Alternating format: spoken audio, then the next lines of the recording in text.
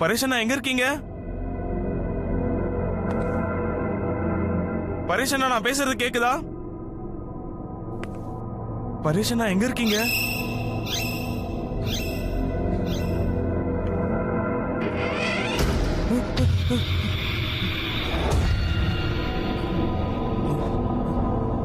பரேஷனா எங்க இருக்கீங்க?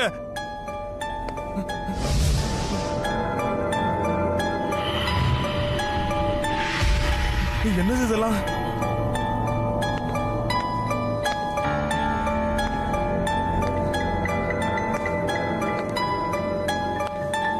அண்ணா பரேஷனா எங்க இருக்கீங்க?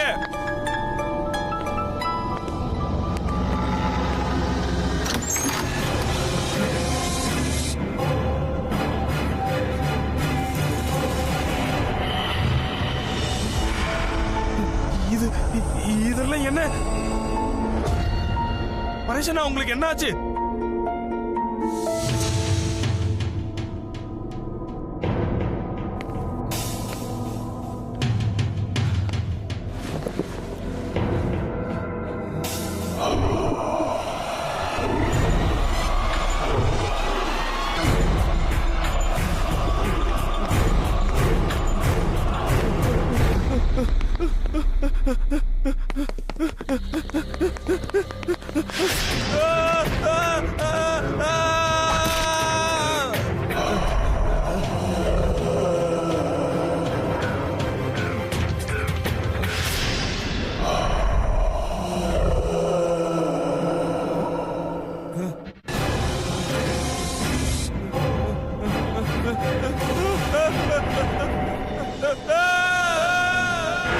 இந்த சம்பவம் 2004 நடந்தது. ஜெய்ப்பூரை சேர்ந்த சங்கர் நகர்ல வசிக்கிற மக்களோட வாழ்க்கை தலைகீழா மாறி போயிடுச்சு. இதே ஏரியால வசிக்கிற ராகேஷ் மித்தலுக்கு நடந்த இந்த சம்பவம் ரொம்ப பயங்கரமா இருந்தது. அது அவரோட வாழ்க்கைய தலைகீழா மாத்திடுச்சுன்னு சொல்லலாம். 20 பால் 30 run. Come on Sachin. Match time ஏன் தான் வேஸ்ட் பண்றாங்களோ தெரியல. Yes. 19 ball 27 runs. Come on Sachin. That's 4. Sixer. Yes. Very Yes. well, Yes. the Yes. one Sixer. Yes.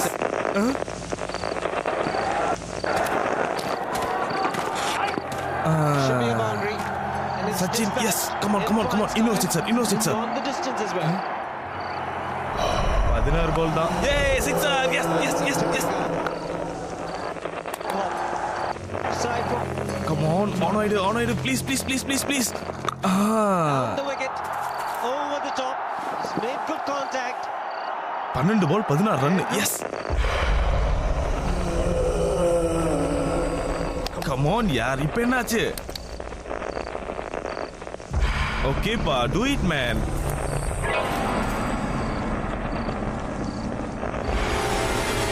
Yes. Sixer. Yes. Yes. Yes. Oh.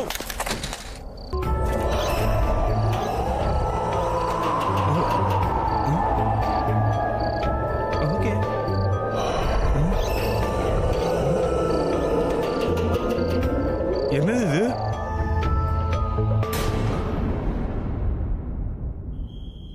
Rohit, இந்த டிராயிங்க சீக்கிரமா முடிச்சிருன்னு.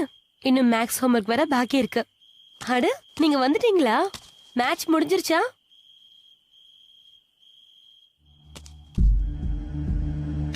ராகேஷ், என்னாச்சு? இந்தியா மறுபடியும் மேட்ச்ல தோத்துருச்சா? இல்ல அதெல்லாம் ஒண்ணும் இல்ல. உங்களுக்கு பிரச்சனை எதுவும் இல்லையே?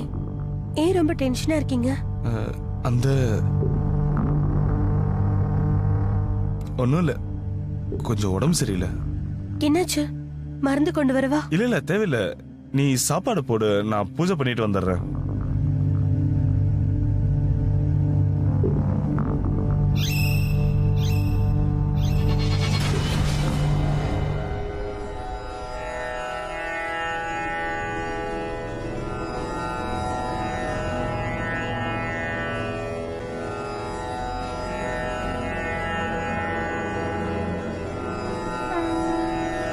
ஸ்ரீ குருவே நமக.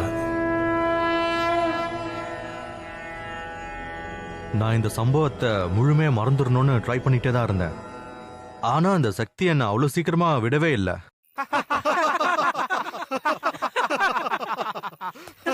கண்டிப்பா கண்டிப்பா. ஆனா என்ன வேணா சொல்லுங்க, இந்தியா ரொம்ப நல்லா விளையாண்டுச்சு. பேட்டிங், பவுலிங், ஃபீல்டிங் எல்லாம் ரொம்ப நல்லா இருந்துச்சு. சரியா தான் சொல்றேன். அதோட சச்சின் இது கலக்கிட்டான். எப்படி சிக்ஸர் அடிச்சான்னு தெரியும்ல. அடுத்து அடிச்சுட்டே இருந்தாரு. கிரிக்கெட் விஷயம்லாம் இருக்கட்டும்பா, முதல்ல நான் சொல்றத கொஞ்சம் கேளுங்க. எனக்கு நல்லா தெரியும், நான் சொல்றதை கேட்டு எல்லாரும் சிரிக்க போறீங்க.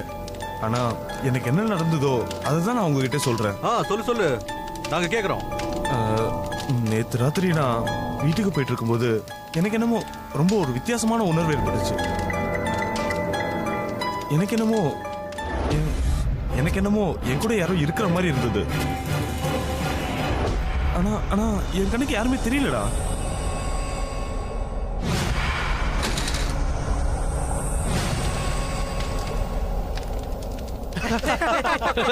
சரி சரி பரவாயில்ல விடுறா. 10 மணிக்கு மேல உன் கண்ணுக்கு குடிய தவிர வேற எதுவுமே தெரியாது. எங்க எல்லாத்துக்குமே தெரியுமே. ஒருவேளை நேற்று ஏதோ உனக்கு கொஞ்சம் அதிகமாயிடுச்சுன்னு நினைக்கிறேன். இது இது என்ன சத்தம்? அந்த ஜன்னல்ல இருந்துதான் அந்த சத்தம். அங்க இருந்துதான்.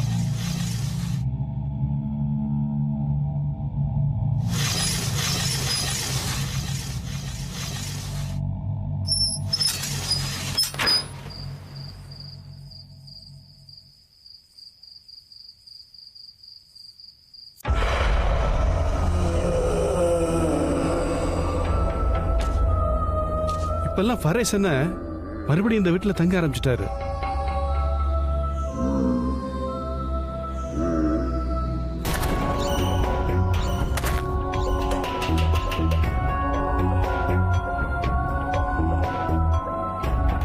அண்ணி இறந்ததுக்கு அப்புறம் அவர் காணாமே போயிட்டாரு.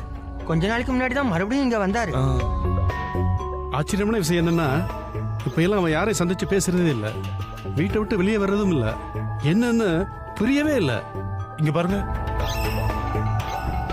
ஒரு நிமிஷம் நான் வந்துடுறேன். வந்துடுறேன். என்னாச்சு ராகேஷ், நீ எங்க போற?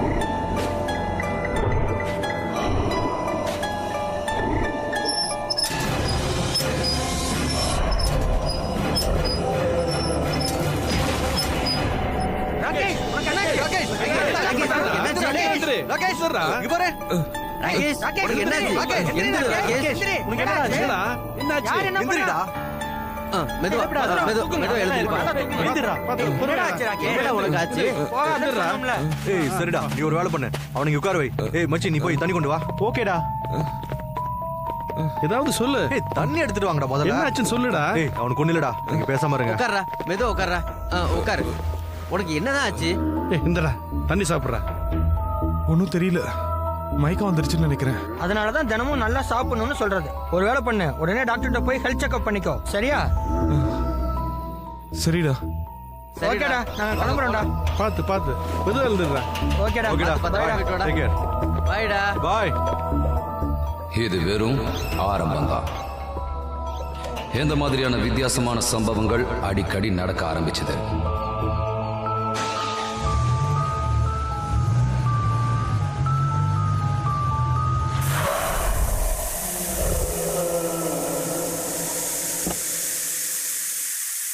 இப்ப ஏன் இந்த வண்டி ஆஃப் ஆயிடுச்சு?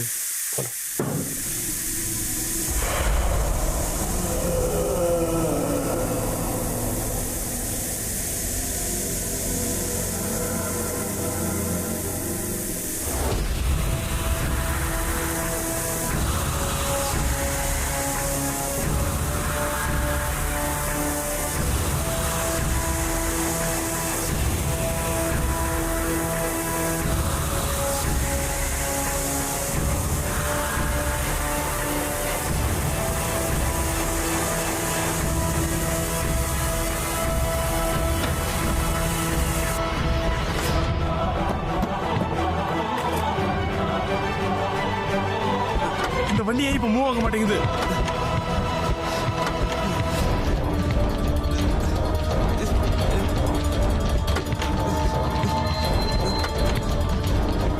காப்பாத்துங்க.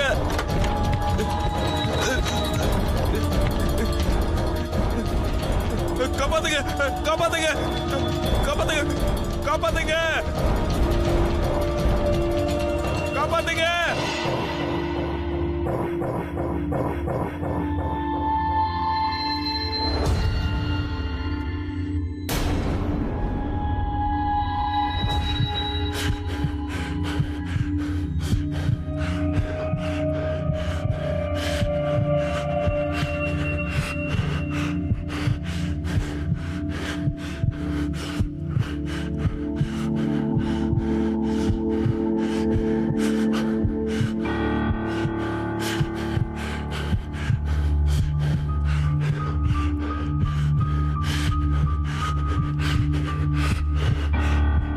அந்த சம்பவத்துக்கு அப்புறம் இந்த நபர் ரொம்பவே பயந்து போயிட்டாரு.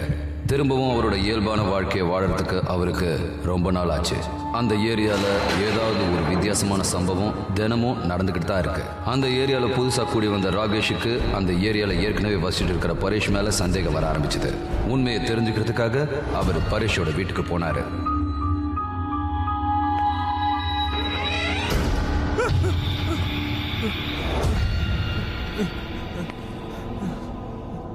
பரேஷனா,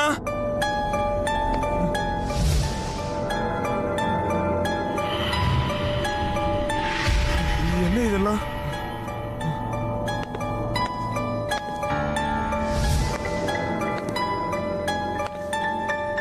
பரேஷனா எங்க இருக்கீங்க?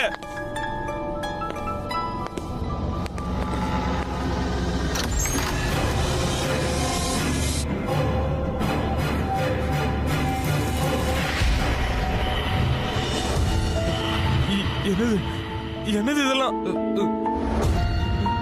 பரேஷனா உங்களுக்கு என்ன ஆச்சு?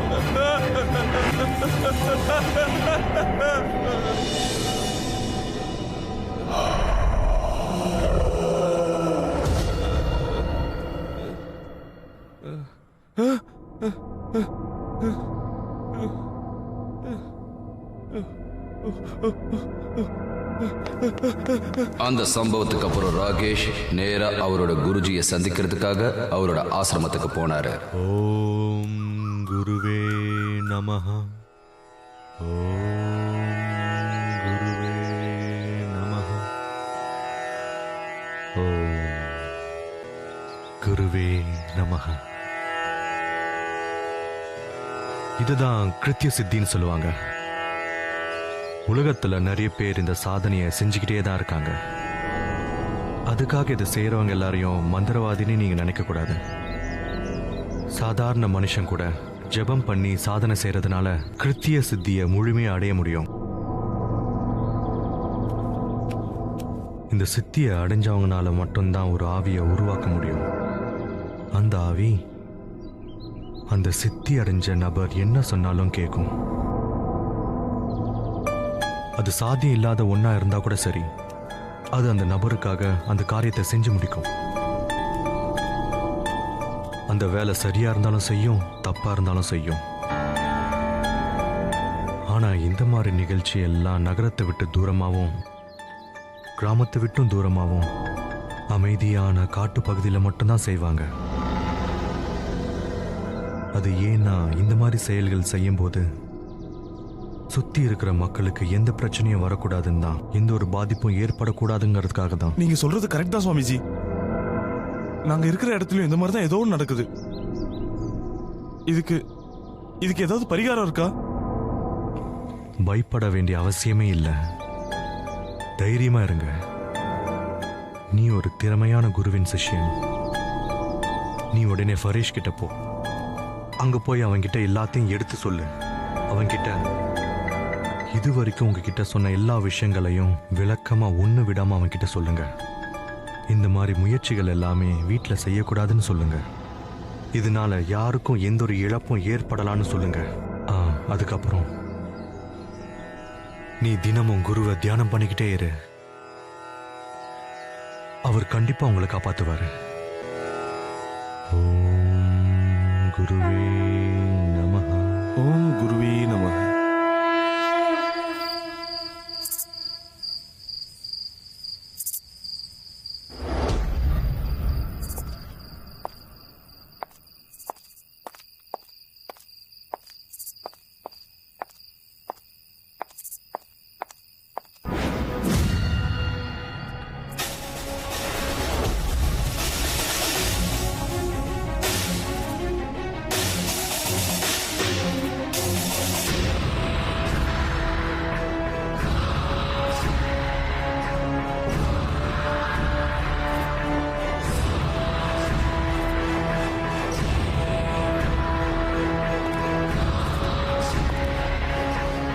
ராகேஷ், ராகேஷ் நில்லு.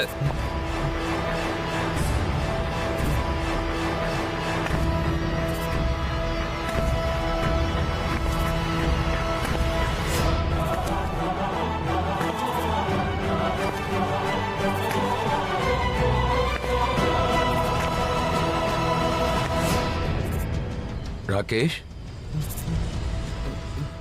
எனக்கு பிளம்பரோட நம்பர் வேணும். பிளம்பர் நம்பரா? ஆமா, இங்க வந்த நாள்ல இருந்து குழால தண்ணி வரல.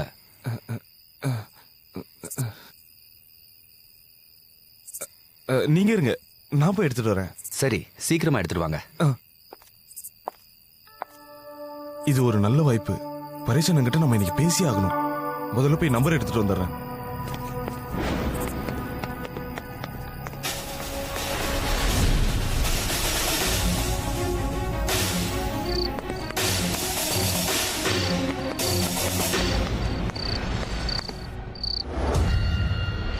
பரேஷனா நம்பர் எடுத்துட்டு வந்துட்டேன்.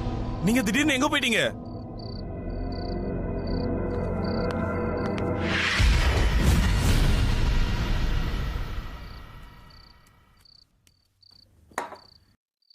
நாளன்னைக்கு ரோஹித்தோடைய பர்த்டே.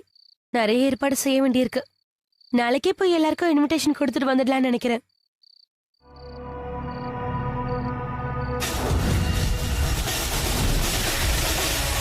நான் பேசுறது கேக்குதா இல்லையா? சாரி, நான் ஏதோ யோசனையில இருந்தேன். ஆமா, நீ என்ன சொன்ன? கொஞ்ச நாளாவே நீங்க ரொம்ப டென்ஷனா இருக்கீங்க. என்ன விஷயம்னு சொல்லுங்க. ஒண்ணும் இல்ல, கொஞ்சம் டயர்டா இருக்கு, அவ்வளவுதான். நீ சாப்பிடு.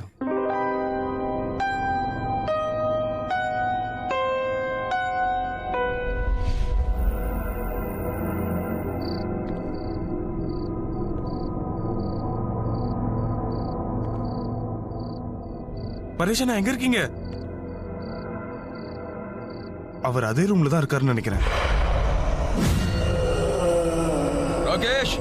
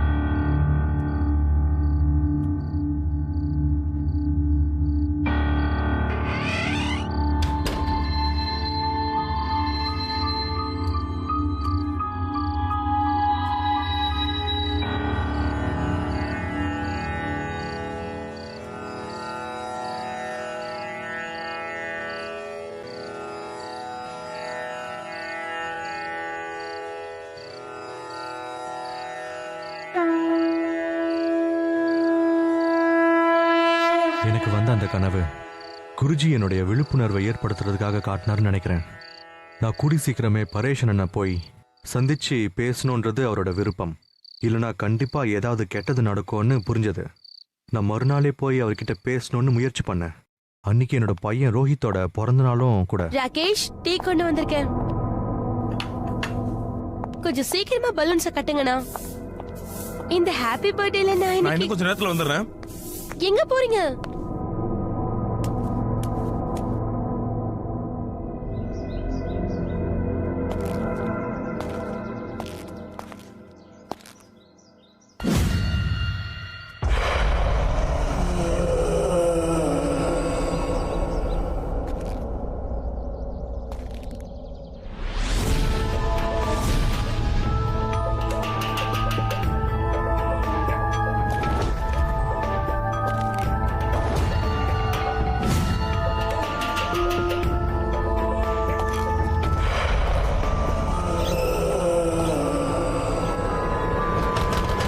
பரேஷனா,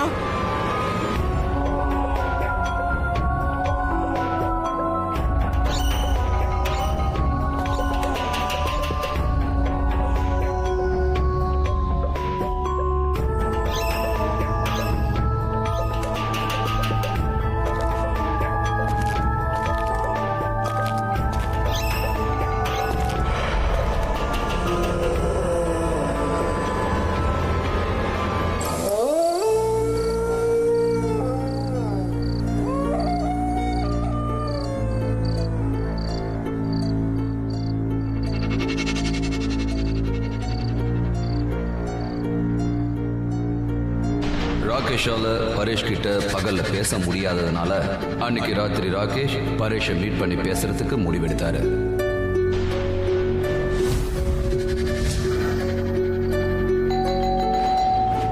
பரேஷனா நீங்க எங்க இருக்கீங்க?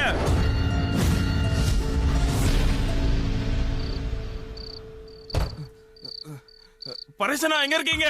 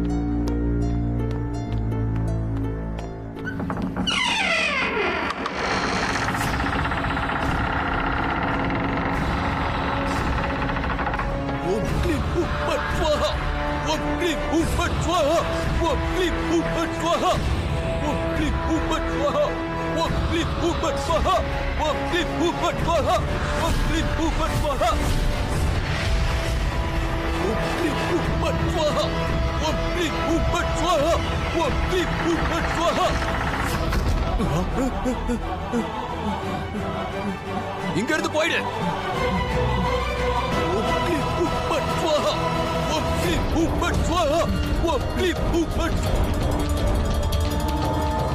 இங்க இருந்து போயிடு சொல்ற.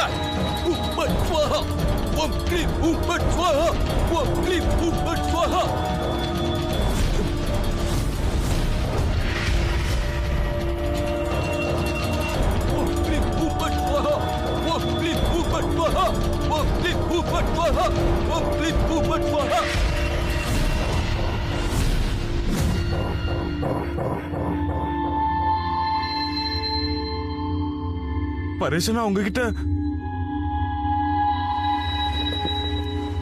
ராகேஷ், நீ இங்க என்ன பண்ணிட்டு இருக்க? இங்க இருந்து போயிடு. இல்லனா இப்ப இங்க என்ன நடக்குதுன்னு எனக்கு தெரிஞ்சாகணும். உண்மை என்னன்னு சொல்லுங்க. ராகேஷ், என்னால உன் உயிருக்கு ஆபத்து வந்துடக்கூடாது. தயவு செஞ்சு நான் சொல்றத கேளு.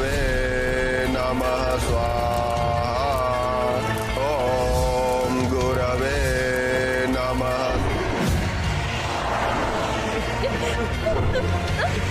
ஜெயா ஜெயா உனக்கு ஒண்ணும் இல்லையே? எனக்கு ஒண்ணும் இல்ல ராகேஷ். ஒண்ணும் இல்ல. ஒண்ணும் இல்ல.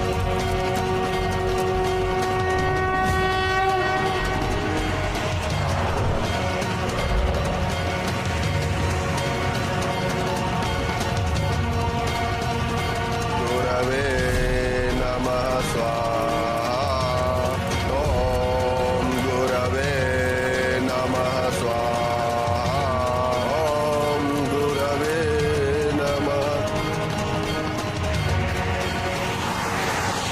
சீக்கிரமா போங்க ராகேஷ்.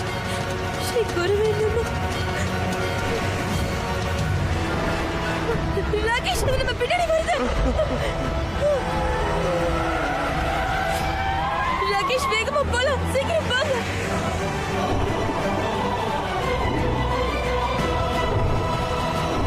ॐ गुरवे नमः स्वाहा ॐ गुरवे नमः स्वाहा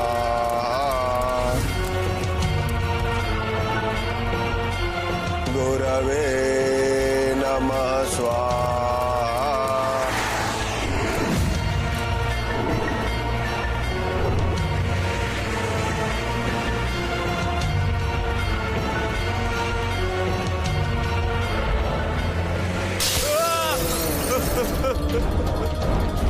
ॐ गुरवे नमः स्वाहा ॐ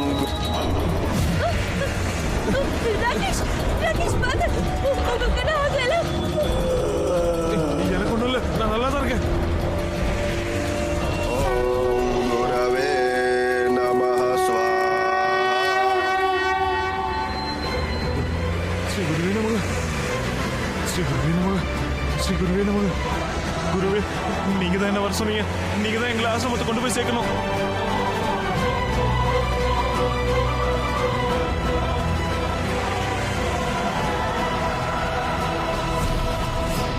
ॐ गुरवे नमः स्वाहा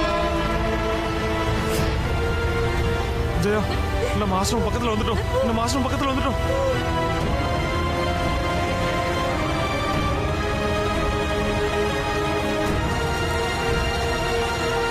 ॐ गुरवे नमः स्वाहा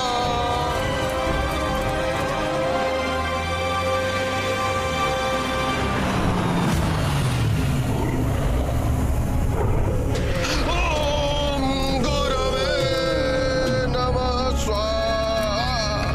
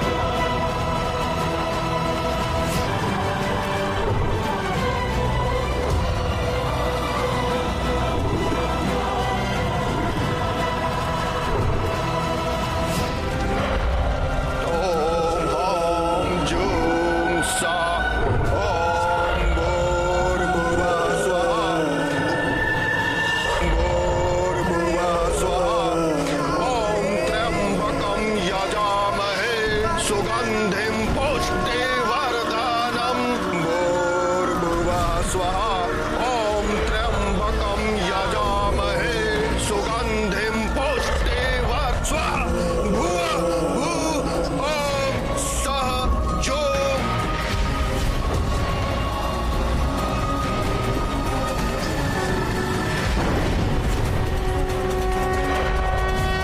उर्वारुकमेव बन्धनान् मृत्योर्मुक्षीयमामृतात् स्वाहा भुवः भुवः ओम सः जो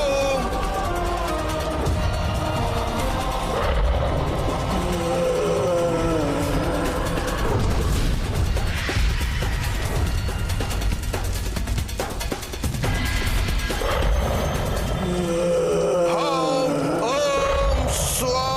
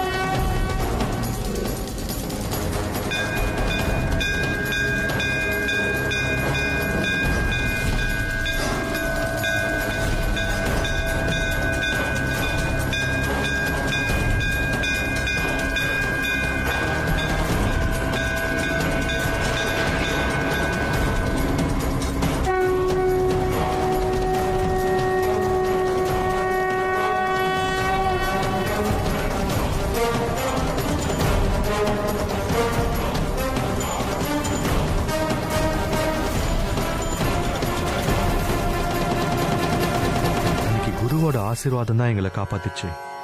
அந்த சம்பவத்துக்கு அப்புறமா குருஜியை பார்த்து பேசணும்னு நினைக்கும் போது அவரோட சிஷ்யன் ஸ்ரவன் எல்லா விஷயத்தையும் சொன்னதா சொன்னாரு. அதனால குரு என்னோட பாதுகாப்புக்காக முதல்ல இருந்தே ஜபத்தையும் தியானத்தையும் ஆரம்பிச்சிட்டாராம்.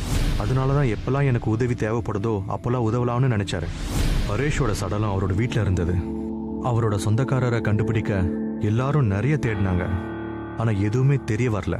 அந்த சம்பவத்துக்கு அப்புறம் ஆன்மீகத்து மேல எனக்கு இருந்த நம்பிக்கை, எனக்கு இருந்த பக்தி இன்னும் அதிகமாயிடுச்சு. அது மட்டும் இல்ல, இன்னொரு விஷயம் கூட எனக்கு நல்லா புரிஞ்சது. நம்மள சுத்தி நிறைய விஷயங்கள் நடந்துகிட்டு இருக்கு, ஆனா அது எல்லாத்தையும் புரிஞ்சுக்கிறது ரொம்ப கஷ்டம். நம்ம இந்திய பாரம்பரியத்துல நிறைய வித்தைகள் இருக்கு. அந்த வித்தைகளை பயன்படுத்தி மனுஷன் நிறைய சக்திகளை அடையலாம். ஆனா இந்த மாதிரி சக்திகளை அடையணும்னா ஒரு மனுஷன் கடுமையா உழைக்கணும். இந்த சித்தியை அடைஞ்சதுக்கு அப்புறம் மனுஷன் அவனோட விருப்பப்படி அக்கம் பக்கம் இருக்கிற சக்திகள் எல்லாம் ஒண்ணு திரட்டி புதுசா ஒரு சக்தியை உருவாக்க முடியும். ஆனா இந்த சக்தி பயங்கரமான சக்தியா மாறிட்டா அதை உருவாக்கணவனை கூட அழிக்கிறதுக்கு வாய்ப்பு இருக்கு. அதனால தான் நம்ம இந்த சித்திகளை சக்திகளை தவறான வழியில பயன்படுத்தக்கூடாது. இந்த சித்திகளை சக்திகளை பயன்படுத்துறதுக்கு முன்னாடி ஒரு விஷயத்த நீங்க ஞாபகம் வச்சுக்கணும். நம்ம உருவாக்கின சக்தியை விட நம்ம வலுவை இழந்துடக்கூடாது. அப்ப அந்த சக்தி நம்ம கிட்ட இருந்தோம் நம்ம பலகீனமா இருப்போம்.